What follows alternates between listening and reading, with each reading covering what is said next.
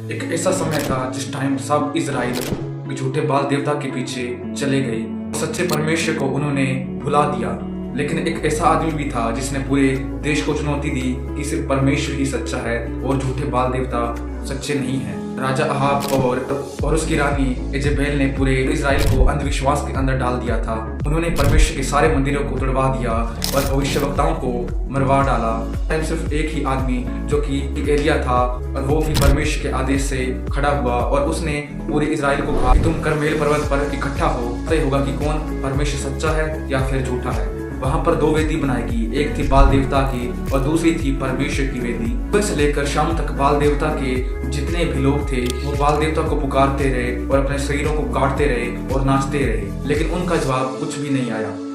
फिर शाम हुई और फिर थी एलिया की बारी। फिर एलिया ने परमेश्वर को पुकारा और फिर एलिया ने परमेश्वर के लिए वेदी बनाई और उसने 12 पत्थर रखे। उसने कहा कि पानी लाओ। 3 बार वेदी पर पानी डलवाया ताकि कोई ये ना कह सके कि ये छल कर रहा है। फिर एलिया ने यहोवा से प्रार्थना की कि तू ही इजराइल का परमेश्वर है।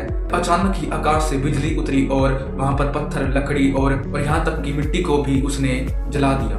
वहां पर सब दंग रह गए और चिल्ला उठे कि यहोवा ही सच्चा परमेश्वर है और वो उसके पीछे चलने लगे। उस समय पूरे राष्ट्र का दिल बदल गया। एक व्यक्ति के कारण पूरे इजराइल के अंदर विश्वास की शक्ति जग उठी। एलिया की कहानी हमें ये सिखाती है कि दुनिया जब अंधकार के पीछे भाग रही थी, मूर्ति पूजा के पीछे भाग रही थी, सिर्फ एक इंसान के कारण पूरा इजराइल बचाया गया, क्योंकि उसका विश्वास सिर्फ परमेश्वर पर था और जो परमेश्वर पर विश्वास करता है उसके लिए सब कुछ हो सकता है। इजराइल एक तरफ था और एलिया एक तरफ था और एलिया की पुकार को सुना गया क्योंकि उसका विश्वास सिर्फ परमेश्वर पर था। सोचो, परमेश्वर एलिया की आवाज को सुन सकता है तो हमारी आवाज को भी वो सुन सकता है, पर इसके लिए हमें परमेश्वर पर विश्वास होना चाहिए।